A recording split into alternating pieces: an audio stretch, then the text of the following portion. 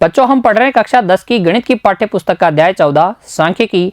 आज भाग 4 में हम सीखेंगे पग विचलन विधि द्वारा वर्गीकृत आंकड़ों का माध्य ज्ञात करना। हमेशा की तरह आप अपनी नोटबुक और पेन तैयार रखिए बच्चों। हर एक बात को ध्यान से समझते हुए नोट कर लीजिएगा और बाद में दोहराइएगा जरूर।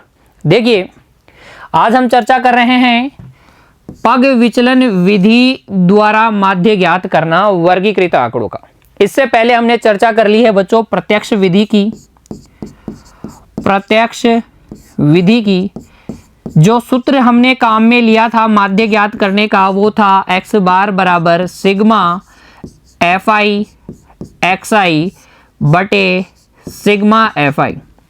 पिछले भाग में हमने चर्चा की थी कल्पित माध्य विधि द्वारा माध्य ज्ञात करना।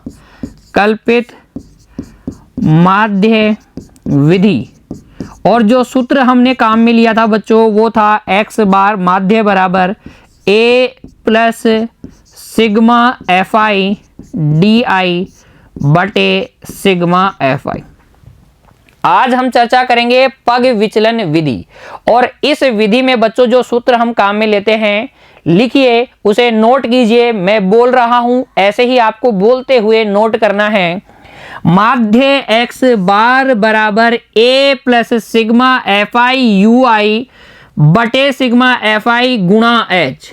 कैसे पढ़ेंगे? माध्य x बार बराबर a plus sigma F I U I बटे सिग्मा एफ आई गुणा h।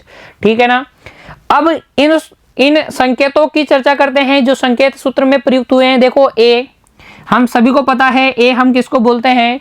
कल्पित माध्य को बोलते हैं। हम अपनी इच्छा से किसी एक आंकड़े को सुविधा के लिए दिए गए आंकड़ों में से, दिए गए माध्य मानों में से किसी एक माध्य मान को हम क्या मानेंगे? a मान लेंगे।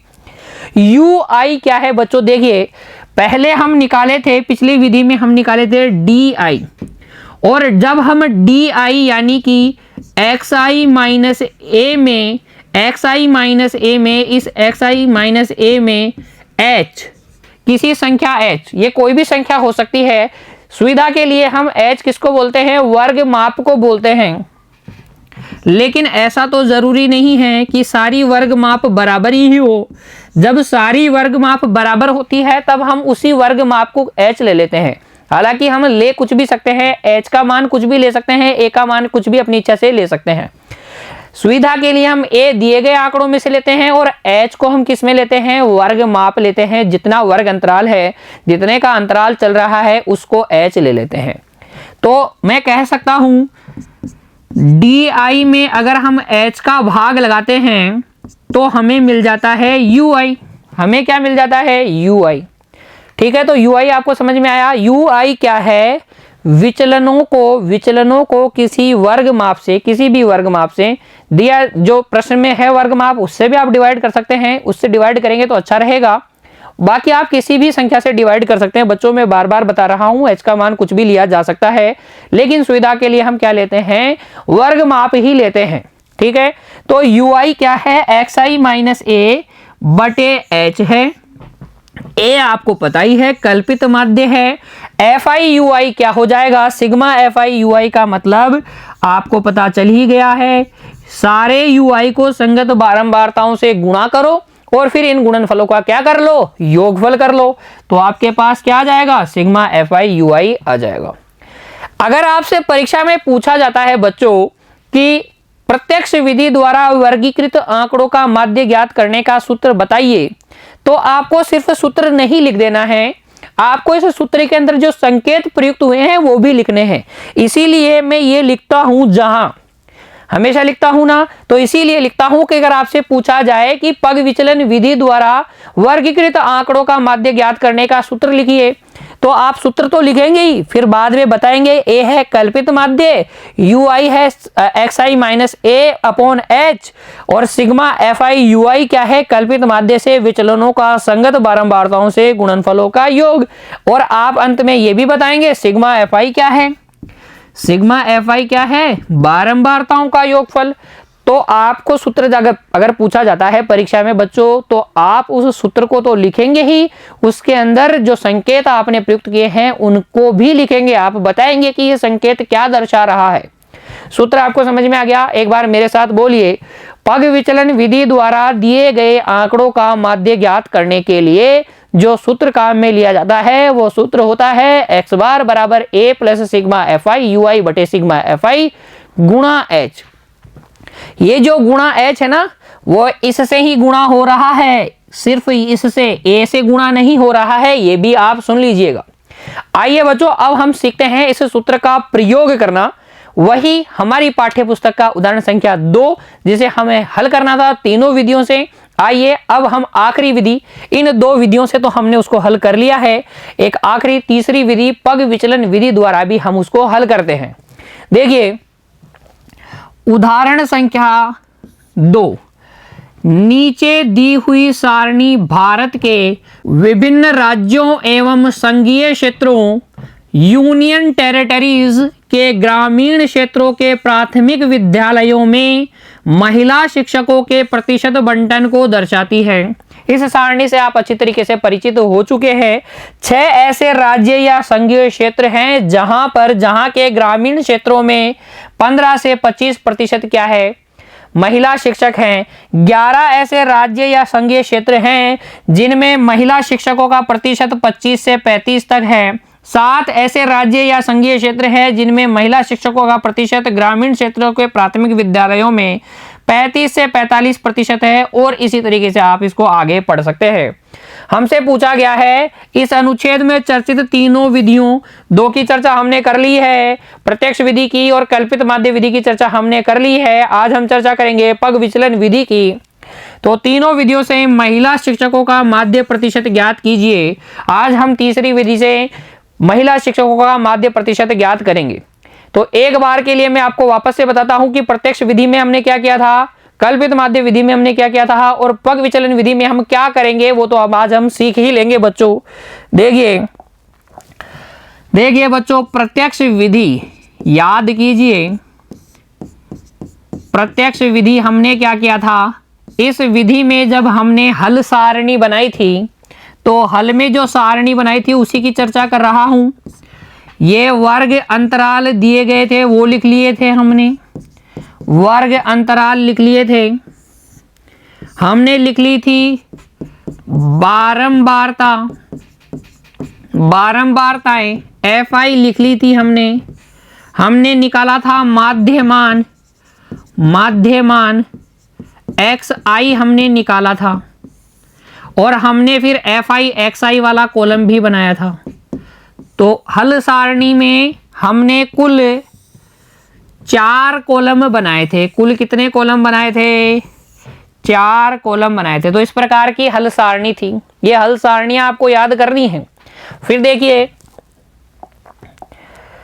कल्पित माध्य विधि,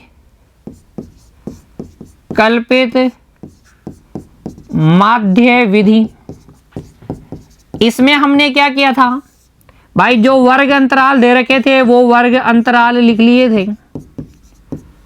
जो वर्ग अंतराल हमें दिए गए थे हमने वो वर्ग अंतराल लिख लिए थे। हमने बारंबारताएं लिख ली थी, बारंबारताएं एफ आई हमने लिख ली थी, बारंबारताएं हमने लिख ली थी। हमने माध्यमान ज्ञात किए थे, वर्ग अंतराल में से माध्यमान एक्स आई हमने ज्ञात किए थे। कैसे ज्ञात करते हैं भाई, माध्यमान वर्ग अंतराल से माध्यमान कैसे ज्ञात करते हैं भाई, lower limit plus upper limit, निम्न सीमा प्लस उच्च सीमा बटे 2। और मैंने पिछले भाग में आपको ये भी सिखाया था कि अगर वर्ग अंतराल कैसे हैं, संतत हैं, सारे वर्ग अंतरालों की माप बराबर है, तो उस वर्ग माप को जोड़ते चलिए, एक ज्ञात कर लीजिए और जोड़ते चलिए तो आपके पास माध्यमान आ जाते हैं। फिर हमने क्या किया था, इसमें डी आई निकाला था और हमने निकाला था एफ आई डी आई। इस तरीके के 5 खाने वाली हमने हल सारणी बनाई थी, है ना, यही किया था। और आज हम सीखने वाले हैं पग विचलन विधि, उसमें भी हम 5 खाने वाली टेबल ही बनाएंगे, लेकिन अब हम डी आई नहीं निकालेंगे, एफ आई डी आई नहीं निकालेंगे, हम निकालेंगे यू आई और एफ आई यू आई। आपको पता ही है यू आई कैसे निकालते हैं, वही एक्स आई, हर एक माध्यमान में से कल्पित माध्य घटा लेंगे और एच का भाग लगा देंगे। और जो यू आई आ जाएगा उसके बाद में तो हम उसको एफ आई से गुणा करके एफ आई यू आई निकाल ही लेंगे। देखिए उदाहरण संख्या 2 का हल। पग विचलन विधि द्वारा, इससे पहले हमने कल्पित माध्य विधि से और प्रत्यक्ष विधि द्वारा इस उदाहरण को हल करके बताया था बच्चों। आज हल कर रहे हैं पग विचलन विधि द्वारा। तो हम क्या करेंगे, पहले महिला शिक्षकों का प्रतिशत लिख लेंगे यानी वर्ग अंतराल लिख लेंगे, राज्यों संघीय क्षेत्रों की संख्या यानी कि बारंबारताएं एफ आई लिख लेंगे, फिर ज्ञात करेंगे एक्स आई। कैसे भाई, निम्न सीमा प्लस उच्च सीमा बटे 2, जोड़ के 2 का भाग लगाएंगे तो आ जाएगा 20। और क्योंकि ये संतत है सभी वर्ग माप 10 हैं, तो अब आप 10 जोड़ते चलिए, 20, ये 30, फिर ये 40, ये 50, ये 60, ये 70, ये 80, ये कितना 80। फिर देखिए किसी एक को आपको ए मानना है, तो मैं मान लेता हूं, मान लीजिए 50 को मान लेता हूं, तो ये 50 को मैंने ए मान लिया। यहां लिख दूं क्या, ए बराबर है 50। ठीक है, अब आपको क्या करना है, इन सब में से 50 घटाते जाना है और फिर h यानी कि वर्ग माप, देखो वर्ग माप सब में 10 है, तो h बराबर कितना ले लेता हूं, यहां ऊपर ही लिख देता हूं, h बराबर में ले रहा हूं 10। मैं 10 लूंगा तो मेरे को सुविधा रहेगी, बाकी में a और h कुछ भी ले सकता हूं, ये भी सुन लीजिएगा। देखिए इनमें से लेंगे एक तो a और h क्या लेंगे, जो अंतर चल रहा है, वर्ग माप चल रही है तो 10 का अंतर चल रहा है, तो वो सुविधाजनक रहेगा। क्यों सुविधाजनक रहेगा, देखिए मैं बिना कैलकुलेशन के ui का मान लिख रहा हूं, उसको समझने का प्रयास कीजिएगा। जिसको मैंने a माना है उसके सामने 0, ऊपर की तरफ -1, -2, -3, मैंने कोई कैलकुलेशन नहीं की है, नीचे की तरफ 1 2 3। अरे जिसको आपने a माना है उसके सामने 0 भर सकते हैं, ऊपर की तरफ आप -1, -2, -3, -4, -5 जितने खाने उतने भर दो, नीचे की तरफ 1 2 3 4 जितने खाने उतने भर दो। क्या वास्तव में यही आएगा ui, देख लीजिए यही आएगा भाई ui। तो देखो पहले वाले के लिए आपने क्या कहा, 20 में से हम 50 घटाएंगे और भाग लगाएंगे 10 का, यही तो है ui का फॉर्मूला, xi - a बटे h। 20 में से a यानी 50 घटा दो और h जो आपने माना है 10 का भाग लगा दो, तो -30 बटे 10 कितना हो जाएगा, माइनस का 3 आएगा कि नहीं।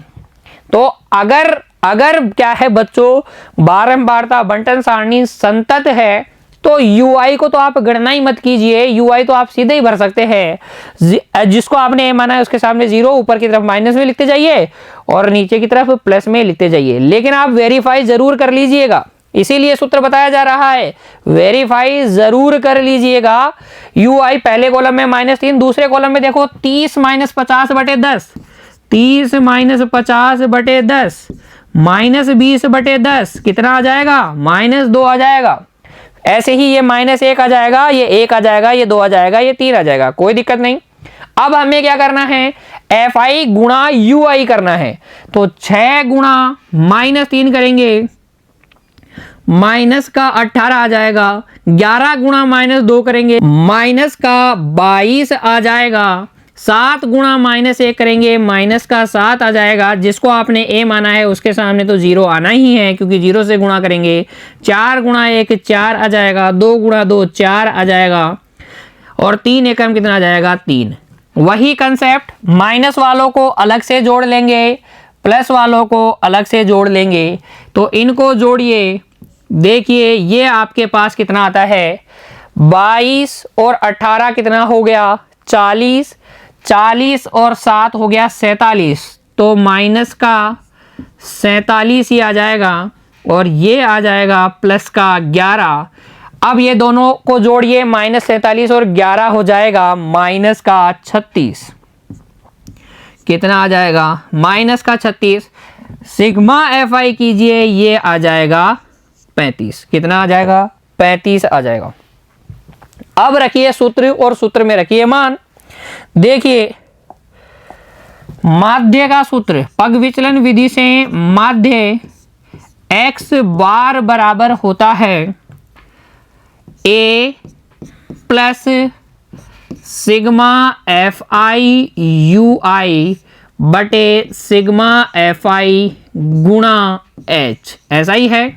मान रखिए a का मान 50, plus sigma F I U I minus का 36/35 गुणा 10, ये आपके पास आ जाएगा 50 माइनस 360, देखिए प्लस माइनस माइनस हो गया, बटे 35। 360 में 35 का भाग लगाएंगे तो यह आ जाएगा 10.29। 10.29 को आप घटाएंगे तो 39.71 आपके पास क्या आ जाएगा, माध्य x बार आ जाएगा। क्या तीनों ही विधियों में महिला शिक्षकों का माध्य प्रतिशत 39.71 आया? तो x बार हमेशा आपके पास तीनों, कोई सी भी विधि से आप हल कीजिए, एक ही आएगा। ठीक है, नोट कीजिए बच्चों, उदाहरण संख्या 2 के हल को पग विचलन विधि द्वारा।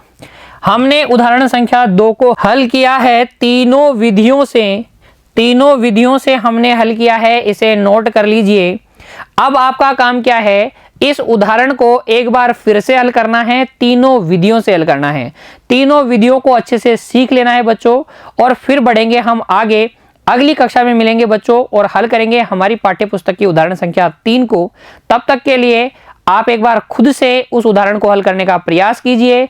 मिलते हैं बच्चों अगली कक्षा में, तब तक के लिए आप खुश रहिए, पढ़ते रहिए। धन्यवाद।